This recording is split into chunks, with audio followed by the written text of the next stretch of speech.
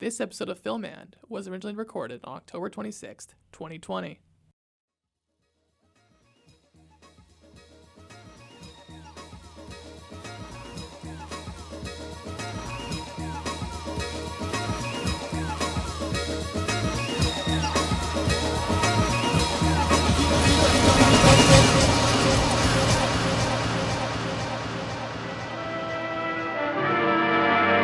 Hello, my frightening friends, and welcome back to Film And.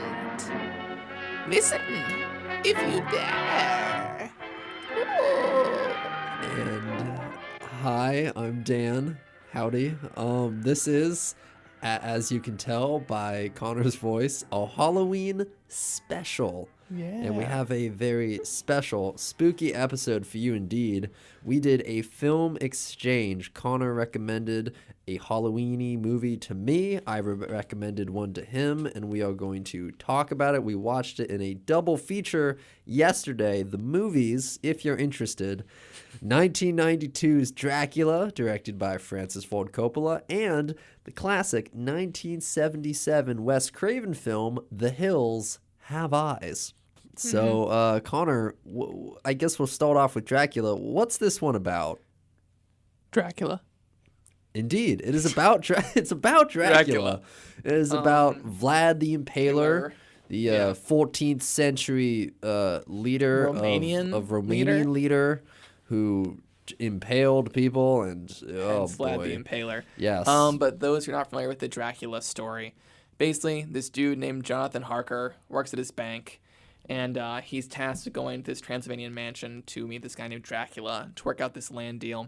And from there, you find out that Jonathan Harker's fiance is a dead ringer for Dracula's wife that died hundreds of years ago. So he becomes obsessed with her, and he comes back to England and starts turning people into vampires. And then Abraham Van Helsing gets involved and tries to stop Dracula from doing Dracula things.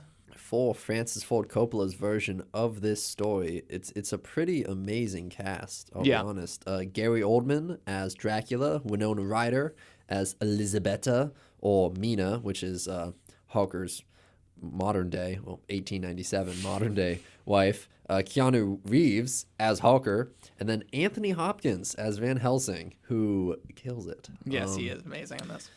So yeah, we watched this last night over in my place. I'm still picking popcorn kernels out of my teeth. It was a very exciting evening of debauchery and blood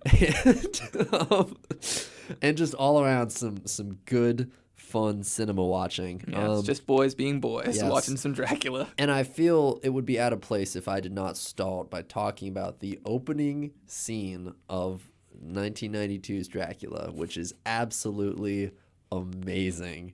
It just gets you ready for an amazing movie. It's such a hype scene of just Gary Oldman going insane.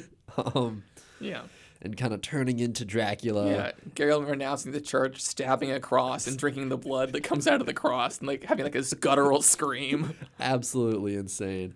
Fun fact, the singer of punk band The Cramps was actually the one who recorded the scream in that scene. It's not Gary Oldman's voice. No. It was actually kind of dubbed in there. And it works. I think it really works. And for me, I think this scene in many ways is a great encapsulation of the film, both with performances, which are both very manic and intense and just kind of engaging, along with just classic Coppola. Granted, in my opinion, I feel like the movie doesn't exactly pay off the excitement of the opening scene as much as it does. Yeah. But it's just such a great bombastic opening, and it's just the classic just madness of blood spurting out of the eyes of the gargoyles. Yes. And the Romanian priests are oh my god, No, the thing is, the biggest weakness of this movie is the story of Dracula. Yeah. Because everything Francis is doing and the actors are doing is simply incredible. Yeah. The movie just hits a brick wall about 30 minutes in, just because the story of Dracula itself is not very interesting. Yeah, it's hard to make it as engaging for maybe modern audiences, or at least what Coppola was trying to do with the movie. Yeah. I don't know. It's kind of hard to translate the true nature of the weirdness of Dracula's original physical and spatial properties in film, in cinema, and also just kind of the story and how that comes through as well. But I think Coppola did the best he could. Like, there's a lot of very weird stuff in this movie that he didn't have to do. He didn't have to include, but he spent the time trying to create this world.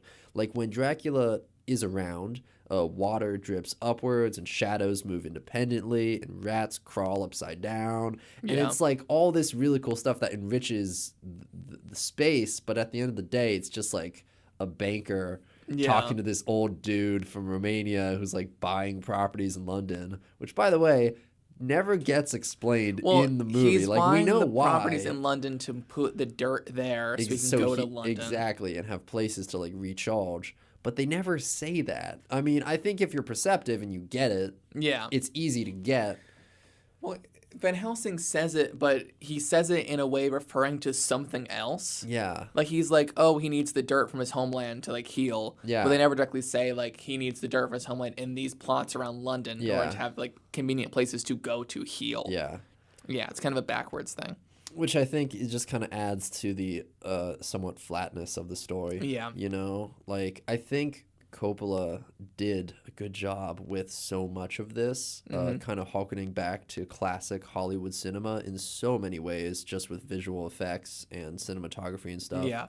Which I think was a great way to, like, put the audience in a place of kind of when the story takes place. 1897, turn of the century. It's, like, old and, like, the actual visual aspect reflects that, and I like that. No, this and Apocalypse Now are very closely tied to my favorite like visuals of Coppola's filmography, because they're both just bonkers. Obviously, Apocalypse Now in very different ways. Yes. I mean, with Apocalypse Now being almost completely shot on location, I think with I believe the studio had Coppola shoot completely in sets or in LA just to keep the budget from like exploding, because if they let Coppola go to London, he would. They Once Upon a Time in Hollywood, they completely rebuild like 1890s London. Oh my gosh, no, that'd be a nightmare. Yeah, so I think it's pretty apparent right away that like everything is shot in a set in like a soundstage. Yeah, but I like that. Yeah, it adds to the theatrical quality of it. Yeah, I think it adds to kind of the charm of the movie.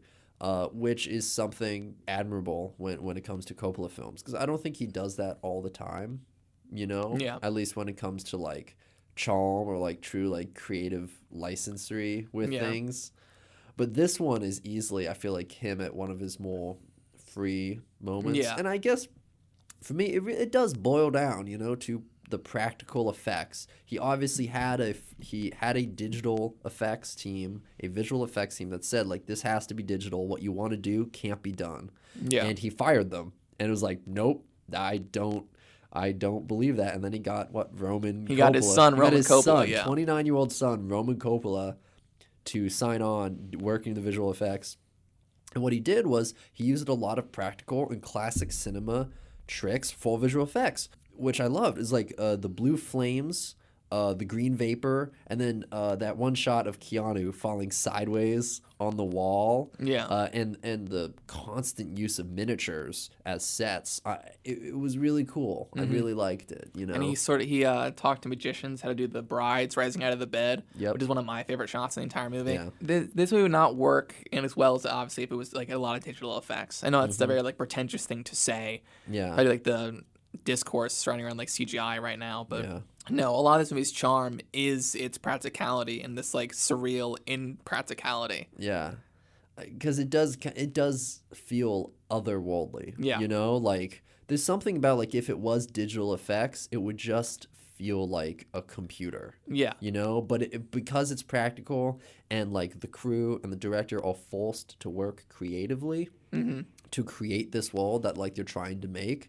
I think that comes out and that shows, and there's a certain ingenuity that is just, again, admirable. Exactly. You know, the charm of this film comes from watching it. Yeah. Maybe not paying attention to it, but watching it. No, enjoying the performances and the direction and the visual and the story itself feels just, it does feel pretty janky. This feels very like, I'm not talking crap because I like the movie a lot. It's 4 stars from my Letterboxd. I do really enjoy this movie. Yeah. But this is something you could watch with the sound off and be fine. Yeah. Yeah.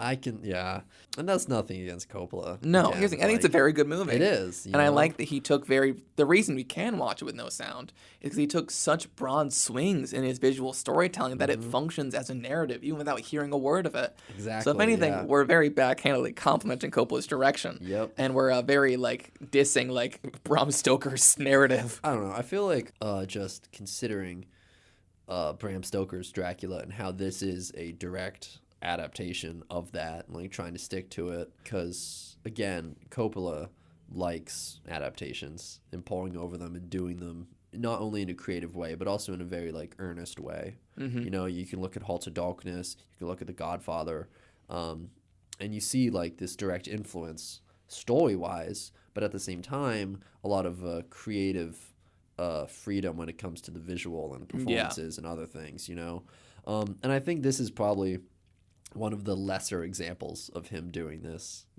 just because it's a very hard text to translate to film, as I said earlier. Yeah. I don't know. There were points in the story where I could see it being exciting, but it just kind of falls flat because it needs to make way for other things, which is basically just more story. There's this one scene, I think this is a great example of them trying to beat Dracula, who's in a train trying to get back to his homeland, so he has the chance to recharge and become powerful again. But if they can cut him off, he won't have that chance. Yeah. And that could have been way more exciting than it was. Yeah. Honestly, you think about this race against time, and they're trying to beat him there, and it ends up being a pretty just kind of slipshod, bland motion through the scene. Just kind of okay, here's a map. This is where they're trying to go. Oh, Dracula beat them. Okay, no, the sun's going down. That scene, the chase scene right when they get to Dracula's castle and they cut away to the sun going down 15 times is so ridiculous. It's amazing. I love it. No, because a lot of that scene, like you mentioned, is just them on a train and looking at a map being he got here before we got there. Yeah. And his cronies, that's not the word I wanted to use, his workers snuck him off the boat ahead of time. And it's things like that where it's a lot of stuff in a book that's interesting to read maybe, but in watching a movie them just sitting on a train being shucks, he got there before us. Yeah. Which is something, it's funny because that scene in its story, not in the visuals, but in its story, that scene reminds me most of the classic Hollywood, where it's they don't show it. There's a lot they don't show because back then they didn't really have the budget to show the action of these things happening in many ways, or they didn't have just the opportunities to. But here, I don't know, you have the chance to do these things, so why not? Well, I think that was Coppola sticking to the text, like you mentioned, Yeah. and keeping the feel of this older Hollywood thing. And hey, audience expectations were very different back then. Yeah, that was just a thing where it's oh, of course, he got off the boat and we didn't see it. We don't need to see him getting off the boat. Yeah. It's things like that. So I guess any closing notes on this one, Dracula, Coppola? Like I said, I think you should watch the movie. I'll say the same thing about the next film we're talking about, even though I didn't love it nearly as much. Watch it. But it's a fun time. At the very least, you will love Oldman and Hopkins' performances. Yeah. And be very the first time I saw this movie, I was gobsmacked by some of the visual effects. That's a big word. That's a SAT word for you kids. Gobsmacked. Yeah. No, I very much enjoy this movie visually, and while it does kind of a diss a little bit, you could watch this without sound and have a very visceral experience. A lot of Malick's later work, I'm going to sound so pretentious here, you could blast this on a wall of an art museum and you'd have a great time. Yeah, I can. Yeah, that's true. I think it's so much in the visual artistry is where the true magic of this film comes out. I guess one last point I want to talk about, a little ampersand. Keanu Reeves' performance, just casting overall, awkward. Did it work? What do you think? Because he plays a British banker in 1897. If you know Keanu Reeves, that feels like a weird casting. Yes. Here's the thing. Apparently, the thought that went into it is we need someone young and hot to get the teens interested in Dracula. That was pretty much what I read is we need hot, popular, young actor to get the ladies, the teen girls being ooh, Keanu Reeves. I think Keanu's performance adds to, like, the nutsness of this movie, though. I don't mind it personally. I think it's fun. Yeah, Like- I think it works because he does kind of play a very like toned down character who's just in this. He's surrounded by this ridiculous world of Dracula and his wife and her friend Lucy, who ends up becoming a vampire, and then Van Helsing No, 'cause too. it's just fun. Like, where he's like, oh, I'm sorry, I have offended you. Or, like, there he is. He's become young. It's just Keanu Reeves just, like, trying to, like, do this, like, wild dialogue. Yeah, And it's just fun. it is. It'd be different if he was, like, if he was Dracula, how wild that would be. If Keanu was. I have waited for you across the oceans of time. Oh man, in this I house, would, we I would stand still Keanu watch Reeves. that. I would watch. I'd watch that. Keanu starring as Dracula. I'd watch Keanu Reeves do anything, so that's not saying much, but What you like? Watch him eat a hot dog, walk down the street. if the narrative is there, sure, why not? Keanu can make anything exciting. Have John Wick kill someone with a hot dog. Ooh, That's what we need. that is what we need. Okay, well, I guess that's it for Dracula. We're going to go to a quick PSA break, but we'll be back in a minute to talk about 1977's The Hills Have Eyes. See you soon. I'm jumping in with my clothes on. Most party fouls are pretty dumb, but if you decide to drink and drive underage, you could lose your license and your freedom. Learn more at ultimatepartyfoul.org. Brought to you by the National Highway Traffic Safety Administration and the Ad Council. Hey guys, welcome back. For those of you who couldn't see, I was doing the Pan's Labyrinth eye hand thing to Dan. Oh, that's what you were doing. Yeah, I realized Okay. without the context of it just looks like That's- I'm just putting my hands in front of my I'm eyes. like, yeah, man, those are your hands. These are my hands. So yeah, Dan, the hills, they do indeed have eyes. They had eyes. They had eyes. We watched. We saw. We felt. And We were confused. A little bit. So, yes, a little bit of background on this one, some context for everybody. If you have not seen this, this is Wes Craven, 1977. And in many ways, I picked this one as like a recommendation for Connor because it was very reminiscent of the Halloween-y movie we watched last year, Texas Chainsaw Massacre, which is, in many ways, Wes made this to be partly an homage to Texas Chainsaw Massacre because Craven is such a big fan of Tobe Hooper's work and like what he's done for the genre early on with like these really kind of lower budget but really visceral films in the horror thriller genre. So basically, plot, premise, a family is moving out to California. A patriarch has just retired from being a police officer, and they're moving out. Their car gets stranded in the middle of the desert after trying to find a silver mine. Yeah. And they end up getting attacked by this family of kind of feral people that live in the hills. And a little fun fact, this is actually inspired by a real-life event that Wes Craven himself experienced. He was driving through Nevada with his wife, and he stopped for a bit, and he was threatened by these three assailants, and they shot an arrow past his head. And he was like, I can sue you. Like, this is like, why are you guys doing this? And they're like, we could kill you, hide your body in a salt mine, and no one would ever find you. And he got pretty freaked out by that, and they left. As would I. Yeah. And that ended up becoming the idea for like these kind of vagrant people that live in the hills, fall into the desert beyond any civilization or anything. And this family that just gets stuck and ends up. And oh yeah, they're also cannibals. That's important. Yes. They eat. They eat people. They eat people. Probably should have started with that. But Yeah. So yeah, thoughts. Here's the thing. We're doing very light spoilers for The Hills Have Eyes, as we did for Dracula. Yeah. The ending to this movie is it's not ruinous by any means. It was a 3.5 throughout the entire time. Mm-hmm. Then the ending happens like, dang, this is now a 3. Yeah. The ending, I get what Wes is trying to do. He's trying to make a metaphor of like how like human beings can turn into monsters. Yeah. But here's the thing. I love metaphor. We talked about Mother a couple weeks ago. I'm a guy who adores metaphor. Mother Yeah. is all metaphor. Like- But on top of the metaphor, it also has an intriguing end to its narrative. Yeah, Luckily enough, the metaphor is the intriguing end to that narrative. exactly. There is no resolution or intriguing end to the narrative of Hills Have Eyes. No. It's just cool freeze frame. That makes you think. Yeah. That's what it is. It's a warning, this may make you think, is Yeah, what the pretty ending much. of Hills Have Eyes is. I feel like I can't help but respect what Wes did with that ending. When I look at it, I like how I was feeling for the entire movie was like about the same, even up to the ending. Even the ending was even a bit of a jump for me. I was like, whoa, he just ended it. Like the gonads on a director to end a movie like that. I'm Yeah. like, yeah. So I think that's something I definitely respect.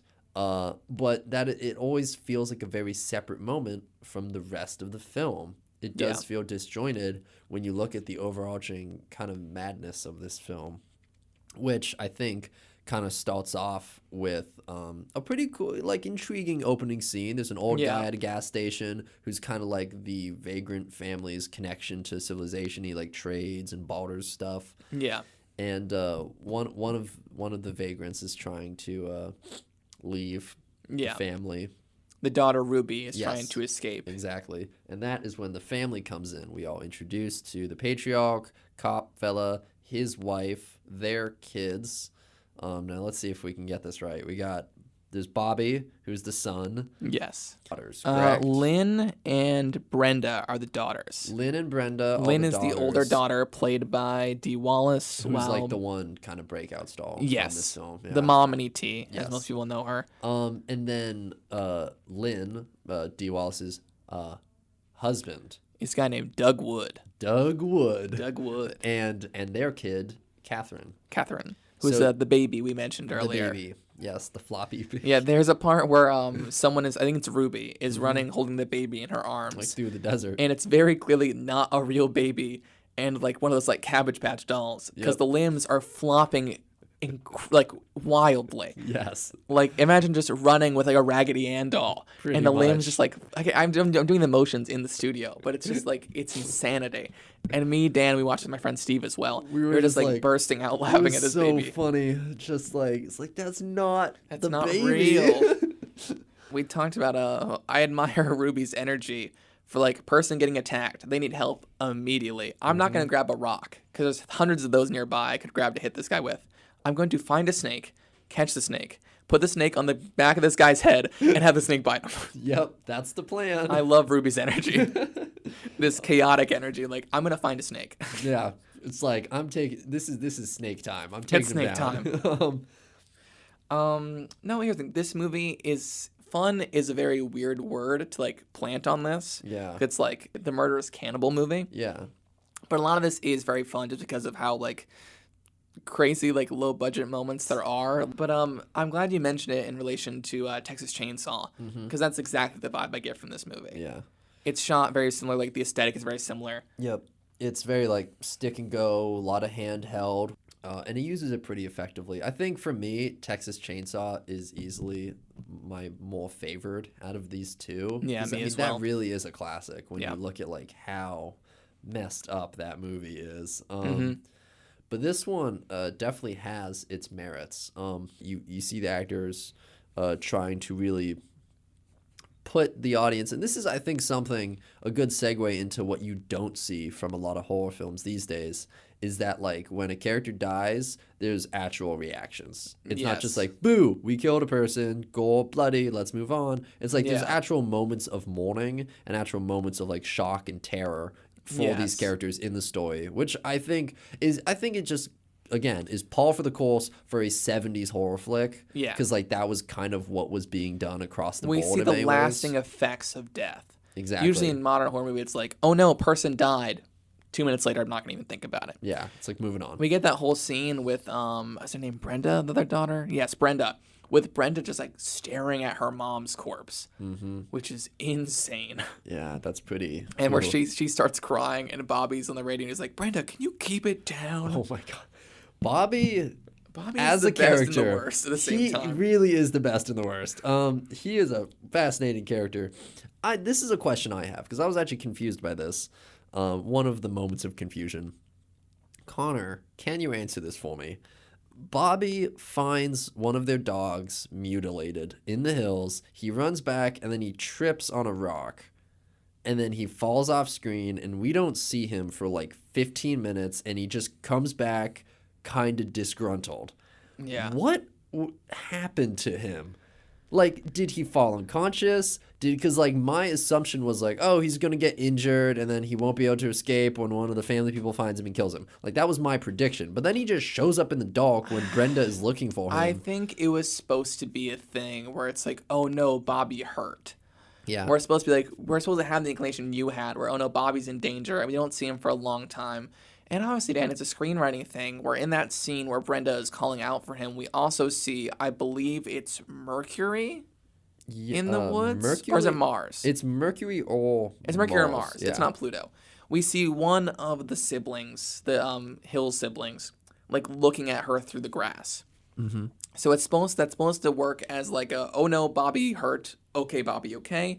And also a thing where it's like, is she going to get attacked by the Hill guy? Yeah. Because obviously we see Hill guy, then it cuts to her being scared by a guy, and it turns out to be Bobby. Like, oh, Bobby's back. Bobby's okay. And I guess that's kind of like that his disappearance is manufactured to create that moment. Yes. Which is, I guess, It's nice. just screenwriting. It's just screenwriting, and yeah. it kind of doesn't work, but it's whatever. And obviously, like we mentioned with Dracula, audience expectations, very different. Mm-hmm. For us, it's like, oh, that's a dumb piece of writing, but back in 1977 in the theater, that probably killed. Yeah, they're like, whoa, oh my God, Bobby's alive. Bobby's alive. And like, it can kind of be forgiven in some ways, but others it's like, it's just overall the rewatchability on some scenes when it comes to like story structure is less, Yeah.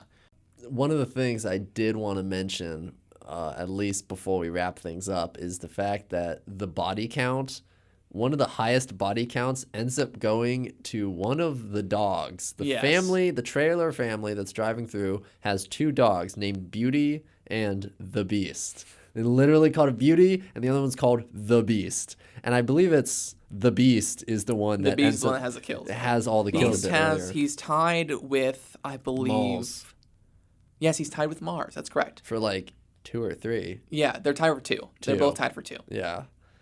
What's really interesting is that once you hit the second half, it's almost like the dog is basically a family member and can understand exactly what he needs to do. Like he's bringing like the radio to his family members, and he's like going around and like hunting down the Hill family. I need to research if those were just like Wes Craven's dogs. Like, because it seems like it's very interesting. Like, right, obviously you never work with animals or children. Yeah. And obviously Wes works with both in this. He has a literal baby on set. Mm-hmm. But one of those were just his dogs, or he had a connection to those 2 German shepherds, and that's why they're included. Yeah. But yeah, we joked around. There's a segment where the Beast and Doug Wood are just like out in the desert, like hunting the cannibal family, and we joked that it's like Wood and the Beast, like this weird like 1970s cop show because he has the mustache and everything. Oh, it's very weird because Doug Wood is running. This is like third act. Doug Wood is like running through the desert with slacks and a button-up shirt. His shirt is tucked in, and he has like the Beast, the dog, like chasing, like following after him.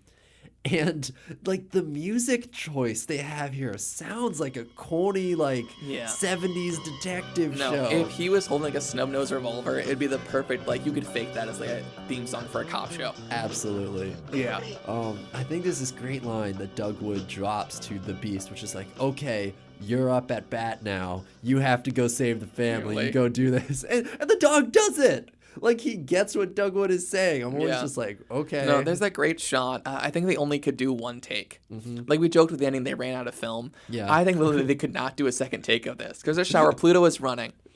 For context, Pluto is one of the cannibal guys. Yep. He's running, and you just see the Beast just standing there, just staring at him for like 20 seconds, and then the Beast runs after him. It's like a thing where like he runs by, and you're supposed to see the Beast chase after him, but the dog just didn't move. Yeah. And I think I like that shot a lot because the dog's like looking at like I think there's a trainer like in like the grass. Yeah. And you see Pluto run by, and the dog's like staring at the grass. He's like, wait, do I go yet? There's Is it probably a like, PA go or a now. dog trainer just going like, Go. he's like, oh, So I think if we're talking like closing statements, The Hills Have Eyes can be appreciated for its kind of classic status that has now reached, and also like its inherent campiness in some Yes. scenes, which is very entertaining. Like this is one you can kind of appreciate for the impact it has on like 70s horror cinema, and also like giggle at its campiness. Yes. And there were some fun scenes as well, which ends up like making it a bit more of a light-hearted Halloween watch in many Exactly. ways. And Even also- though it's cannibal kills nice family movie. Yeah. Well, I guess that kind of wraps things up for this Halloween episode of Film And. I hope you enjoyed. hope you were significantly scared. Spookiness going on. Like my ghost impression? Yes, that's the ghost impression. What do you think it was?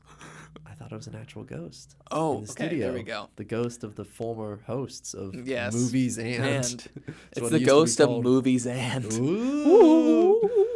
Well, yeah, thank you guys so much for tuning in. Yeah, thanks for joining us, guys. If you have any Halloweeny movie recommendations, send them on over. If you've seen these movies, did you like them? Did you hate them? I mean, overall thoughts. What'd you think? If you want to see my opinions on all of those movies, follow me on Letterboxd at Crandberry18. That is CRAND Berry18. Okay, guys, thanks for listening. Hope we didn't scare you too much. We'll join you next week for a less scary occurrence, most likely.